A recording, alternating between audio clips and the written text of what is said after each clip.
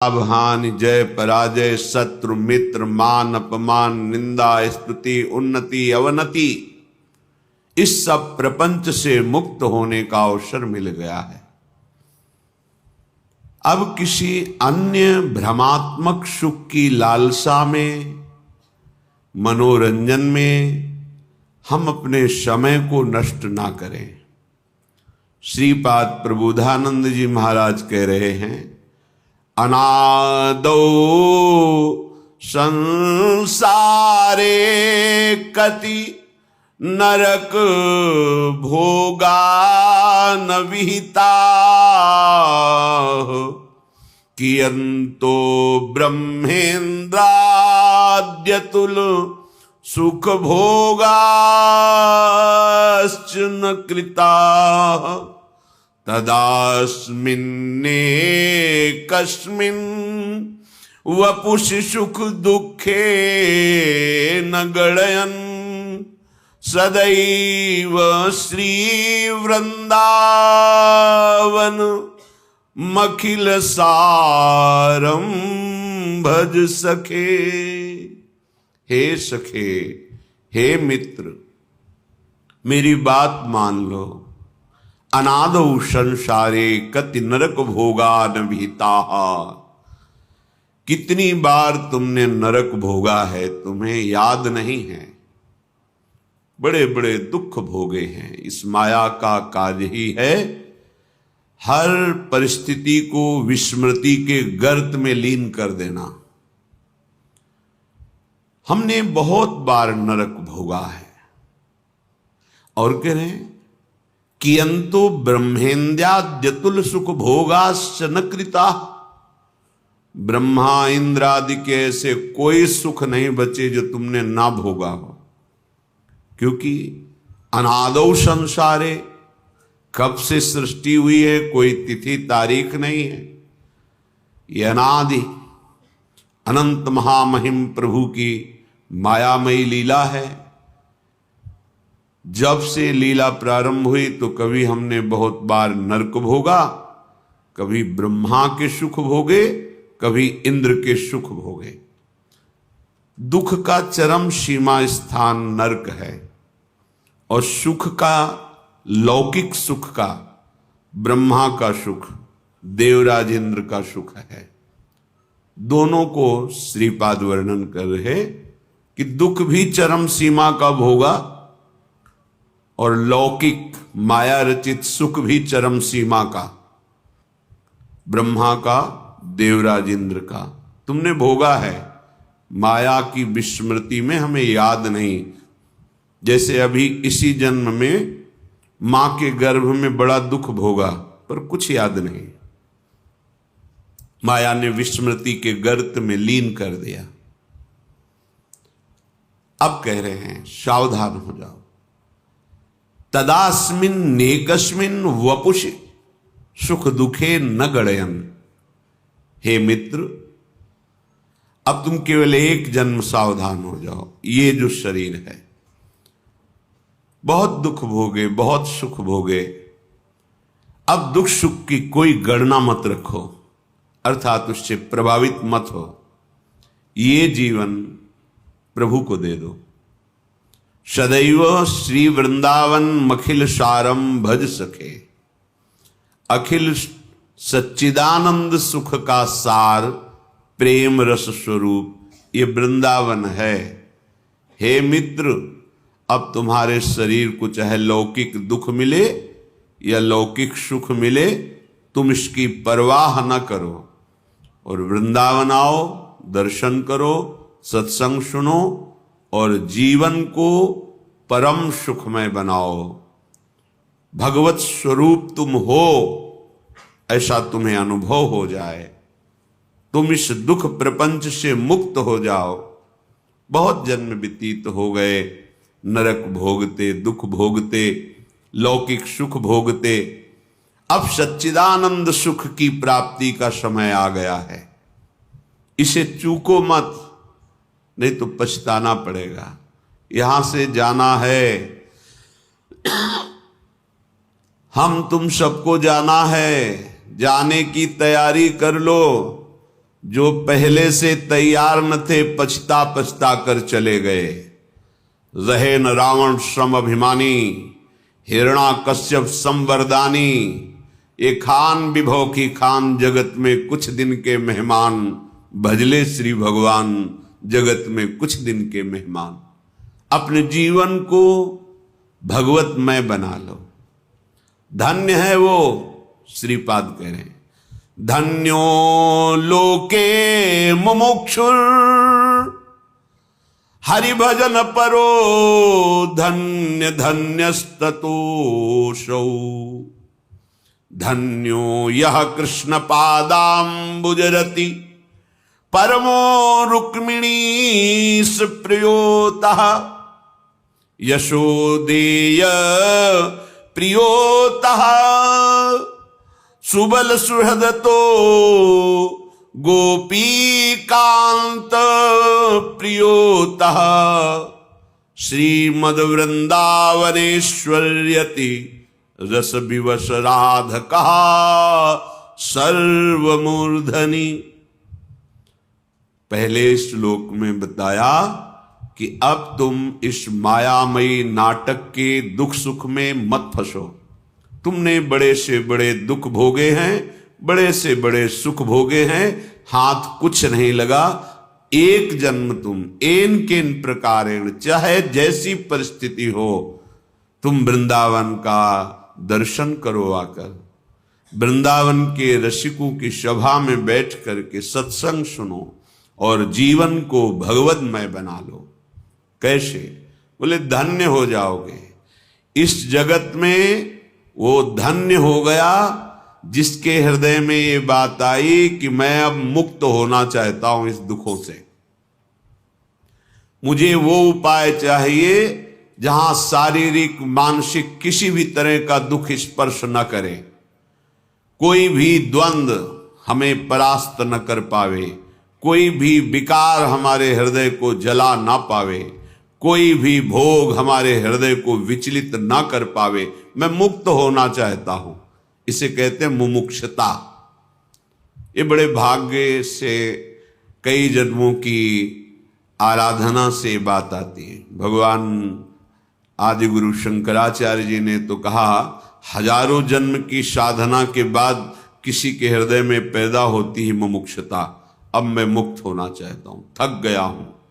अब मुझे कोई भोग, कोई पद, कोई प्रतिष्ठा, कोई यश कीर्ति नहीं चाहिए। अब मैं इस माया जाल से मुक्त होना चाहता हूं।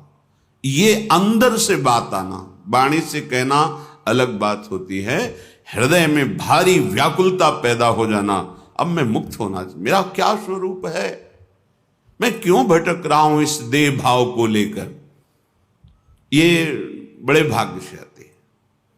पूज्यपाद शिवड़िया बाबा जी के हृदय में जब मुमुक्षता का स्वरूप जागृत हुआ, पहले कामाख्या देवी की आराधना करके विचार किया कि मैं ऐसा कुछ प्राप्त करूं जिससे जगत के गरीबों का दुख मिटा सकूं, जो दुखी जन है उनको सुख प्रदान करूं। जैसे महाराज युधिष्ठिर ने बटलोई सूर्य से प्राप्त की, ऐसे हम त्रिपुर सुंदरी भगवती से कुछ ऐसा प्राप्त करेंगे, तपोबल से जगत का दुख मिटा देंगे। लगे साधना में। फिर लगा कि बहुत जड़ चैतन्य पूरा जगत है, क्या बटलोई जैसी कोई वस्तु मिल जाने से हम पूरे जगत को दुख से बचा पाएंगे? देखो महापुरुषों का चिंतन क्या होता है। नहीं, इससे भी उपरती हो गई। नहीं, ये ठीक नहीं है। संन्यास ले लिया, दंडी सन्यासी हुए। फिर विचार हुआ, क्या इस तरह से भ्रमण करने से बात बन जाएगी? नहीं, तो दंड भी गंगा जी में विसर्जित किया, गुरुदेव से आज्ञा लेके अब मुझे ब्रह्मबोध प्राप्त हो। फिर सब प्रबल मुमुक्षता देखी, अनुमति दे दी। ठीक है, गंगा किनारे चलते चलते जहां कोई महात्मा मिलता प्रश्न करते, हमारा स्वरूप क्या है, कैसे बोध हो। ता वो वेदांत की बात बोले, हम आपके अनुभव की बात सुनना चाहते हैं। हमें सूखे चने चबाने होते तो हम चबा लेते हैं, हमें आपका अनुभव चाहिए। कहीं संतुष्टता नहीं होती, क्योंकि इतनी प्रबल मुमुक्षता थी कि साधन पक्ष की भी बात नहीं रह गई थी। सीधे क्या है मेरा स्वरूप, शास्त्रीय सिद्धांत, आपका अनुभव क्या है? क्योंकि बहुत महापुरुष थे, उनके प्रश्न के आगे उत्तर सही टिकता नहीं, फिर चल देते। भ्रमण करते हुए तीर्थराज प्रयाग आए, स्नान किया और एक खंडहर देखा। जब तक ब्रह्मबोध नहीं हो जाएगा तब तक न पानी पीऊंगा, न भोजन पाऊंगा, न उठूंगा, न शौच, न लवशंका, सारी क्रियाओं को बंद कर दूंगा। और लेट गए, एक खंडहर में एकांत में लेट गए। 3 दिन 3 रात ऐसे कुछ अनुभव नहीं होगा। अब शरीर, कितनी बड़ी मुमुक्षता, न लवशंका, न शौच, न हिलना, न डुलना। 3 दिन 3 रात लेटे रहे। भगवत प्रेरणा से कोई आया, उससे कहा थोड़ा शरीर को मालिश करो तो चलने लायक हो। फिर उठे, बोले अब क्या करूं? इसका मतलब अब मैं शरीर को नष्ट कर दूं, शरीर को त्याग दूं। ठीक है, लौकी का कमंडल था, फेंक दिया, ऊपर का अचला फेंक दिया। कूदने को हुए तो फिर वही विवेक, क्या शरीर त्यागने से ब्रह्मबोध हो जाएगा? फिर उससे भी बैराग। तो क्या करें? बहुत खिन्न, देखो कैसी मुमुक्षता होती है, कुछ अच्छा नहीं। जब प्राण त्यागने के लिए उतारू हो गए तो इससे, पर उसके लिए भी विवेक आदेश नहीं किया, क्या इससे ब्रह्मबोध हो जाएगा? नहीं। फिर व्याकुलता, लौट पड़े। शंकर जी का मंदिर एक प्राय होते ही गंगा किनारे, एकदम उनकी जो हृदय की स्थिति हो कोई मुमुक्ष ही जान सकता है। ऐसे डेहरी पे सर रखा और शिवलिंग पे चरण रखे। क्या करूं? हाय मचा हृदय में, कैसे मैं ब्रह्म साक्षात्कार करूं? तंद्राशी आई। तो जब कोई इतना व्याकुल होता है तो भगवान व्याकुल हो जाते हैं, जो चाहता है वो प्रदान करने के लिए। भगवान नर नारायण आए और उनको उपदेश किया। बस उसी समय स्वरूप का बोध हो गया। अब उसकी 18 घंटे पद्मासन में, उसी अनुभूति में, एक कवल, एक ग्रास केवल अन्न पाना, 18 घंटे ऐसे विश्राम, घुटने टेक दिए, ऐसे गिरिवाल, पद्मासन लगा हुआ है, यही विश्राम था। फिर ऐसे मुमुक्षता, ब्रह्मबोध, विशुद्ध तत्व ज्ञान, ये कोई खिलौना थोड़ी है कि खेल लो 2 मिनट हो गया तुम्हें ब्रह्मबोध, पढ़ लिया वेदांत तो हो गया तुम्हें ब्रह्मबोध।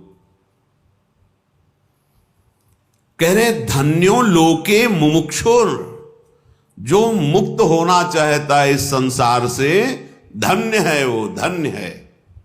आगे कह रहे हरि भजन परो धन्य धन्यस्ततोषौ, उससे भी धन्य धन्य वो है जो एक बात निश्चय कर लिया, अब मुक्त हो चाहे ना हो, जन्म हो मरण हो, दुख हो सुख हो, इसकी कोई परवाह नहीं। अब तो रात दिन हरि शरणम हरि शरणम हरि शरणम हरि शरणम, अब तो भजेंगे हम। हमारा जीवन भजन है, फल क्या मिलेगा मुझे कोई मतलब नहीं। तो उसके लिए 2 बार कहा धन्य धन्यस्ततोषौ, उस मुमुक्ष से भी श्रेष्ठ इसका निश्चय हुआ कि अब एक श्वास भी हरि भजन से खाली नहीं जाएगी। कुछ भी हो जाए, चाहे जितना दुख मिले सुख मिले, सुख में भी नहीं भूलूंगा और दुख में भी नहीं भूलूंगा। जन्म हो मरण हो, इसकी भी कोई परवाह नहीं। स्वर्ग नरक अपवर्गास नहीं त्रास है। अब बस जीवन का लक्ष्य भजन, धन्य धन्य हो गया वो। इसके बाद कहे धन्यो यह कृष्ण पादाम्बुज रति, वो और धन्य हो गया जिसने हरि के श्री कृष्ण रूप की उपासना में चित्त जोड़ दिया। श्री कृष्ण चंद्रजू हमारे स्वामी हैं, हम उनके चरणों के आश्रित हैं, ऐसी भावना उनसे भी धन्य है। क्योंकि हरि का प्रेम रूप प्रेमावतार हैं भगवान श्री कृष्ण, लीला पुरुषोत्तम। प्रेम ही प्रेम, प्रेम की एक अपनी मर्यादा होती है, वो कोई और मर्यादा रहने नहीं देता। ये बाढ़ है, बाढ़ जो सरिता सावन जल उमगत सन्मुख सिंधु सिधारे। ये प्रेम है, जब अब उफान में आता है सब बहा ले जाता है। इसीलिए प्रीति न काहू की कान बिचारे। श्री कृष्ण प्रेम लीला को बिना श्री कृष्ण कृपा के, बिना श्री कृष्ण प्रेम प्राप्त हुए समझा ही नहीं जा सकता है। इसलिए कह रहे हैं उस हरि भजन परायण से भी धन्य ये है जो श्री कृष्ण प्रेम वपु का दासत्व स्वीकार करके श्री कृष्ण रति में हा प्राणोल्लभ, हा जीवन धन और उनके चिंतन में मगन है। परमो रुक्मिणीश प्रियोतः, वो भी परम धन्य हो गया जिसने रुक्मिणी वल्लभ द्वारिकाधीश भगवान की आराधना की। फिर यशोदे प्रियोतः, यशोदानंदन जो नंद बाबा के आंगन में खेल रहे हैं, जिनकी चरण धूली, जिनकी झगुलिया प्रसादी पाने के लिए महादेव जी दरवाजे पर हट करके खड़े हैं, जिनके दर्शन के लिए एक से एक दिव्य महापुरुष रोज डेहरी की वंदना करते हैं आके नंदगांव में, क्योंकि अखिल लोकों ब्रह्मांडों के स्वामी बाल रूप से नंद बाबा के आंगन में खेल रहे हैं। ऐसे प्रभु की उपासना बोले उनसे भी सरस है। जो रुक्मिणी वल्लभ की उपासना करते उनसे भी वो धन्य है जो श्री कृष्ण के गोपाल रूप बाल रूप की आराधना करते हैं। फिर सुबल सुहृदतो, सुबल आदि सखाओं के परम सुहृद श्री कृष्ण, अर्थात जो सखा भाव से गोष्ठ वृंदावन में गायें चराते हुए विविध प्रकार की रसमयी लीलाएं अपने सखाओं के साथ करते हैं, वो यशोदानंदन जो नंद बाबा के आंगन में खेल रहे उनसे भी अधिक रस वो प्राप्त करते हैं। वो धन्याति धन्य है जो सखाओं के साथ भगवान श्री कृष्ण की लीला का रसास्वादन करते, अर्थात सख्य भाव से। फिर गोपी कांत प्रियोतः, उनसे भी परम धन्य वो हैं जो गोपी वल्लभ की आराधना करते हैं। जहां रास महारास अत्यंत एकांत प्रिय लीलाएं भगवान गोपी वल्लभ गोपियों के हृदय को महाप्रेम में बना रहे हैं। जिन गोपियों की चरण धूलि को नारदादि उद्धवादि बड़े बड़े महापुरुषों ने वंदना की, उन गोपी वल्लभ की उपासना। फिर कह रहे हैं श्रीमद वृंदावनेश्वर्यति रस विवसा आराधक सर्वमूर्धनि, वो सबसे शिरोमणि का उपासक है जो रस विवश घनश्याम श्री किशोरी जी की आराधना में लगे हुए हैं।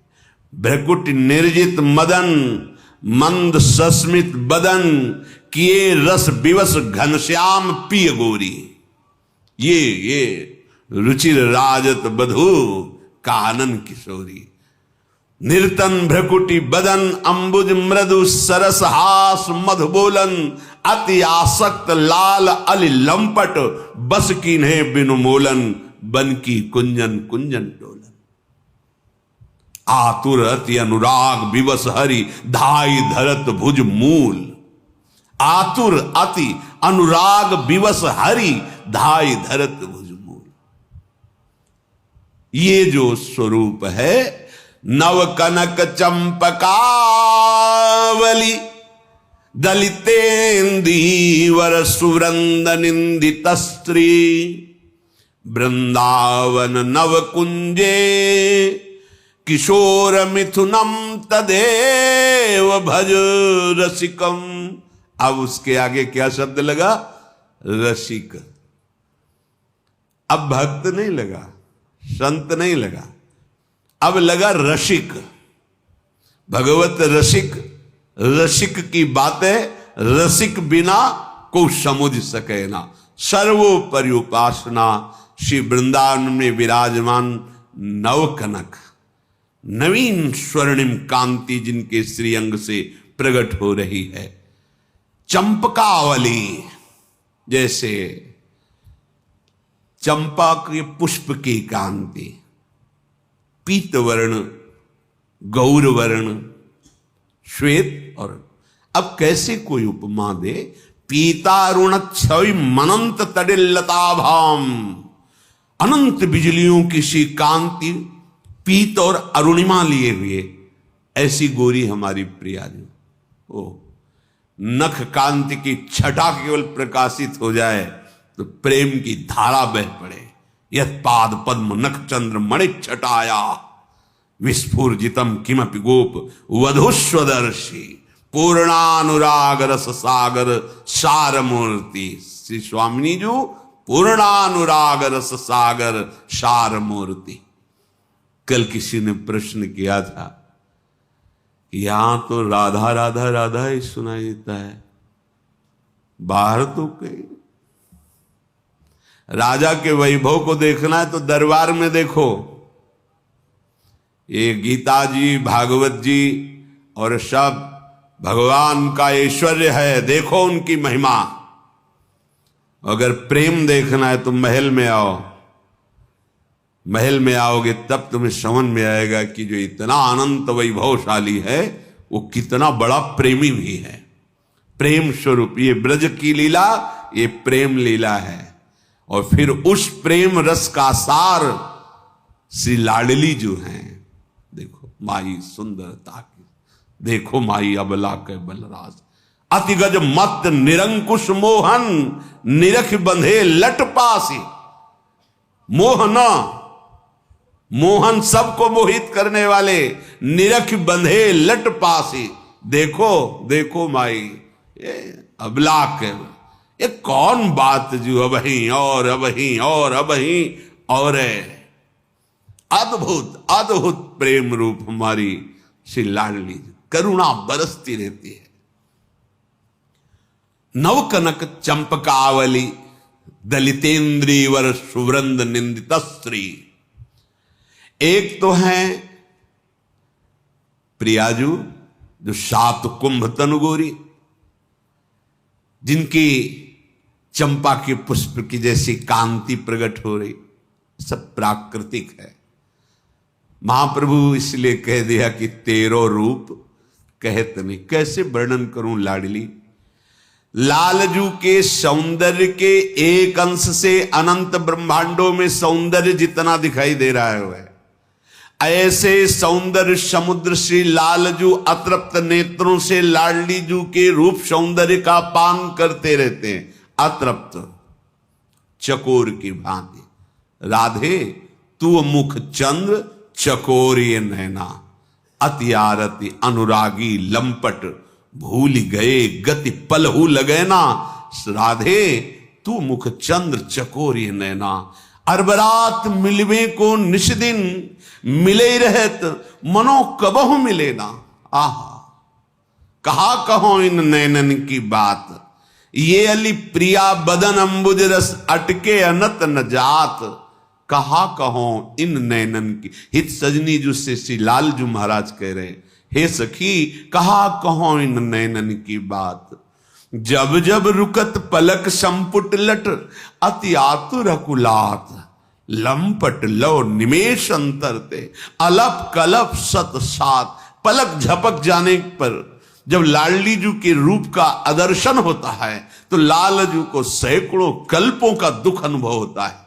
कैसा हमारा स्वामिनी जू का रूप है प्रेम में, कि रूप समुद्र अगाध, रूप समुद्र अगाध श्री लालजू महाराज अतृप्त नेत्रों से लाडली जू के रूप का पान करते रहते हैं, जिनके श्री अंग की कांति ऐसी है कि करोड़ कामदेव मूर्छित हो जाए। एक कामदेव पूरे त्रिभुवन को अपने अधीन किए हुए है, कठोर बाण से नहीं पुष्प बाण से। वो ऐसे करोड़ों कामों को हमारे श्री लालजू जो मदन मन मोहन है, मंद मुस्कुरा दिए तो मूर्छित हो गए करोड़ों काम। ऐसे लालजू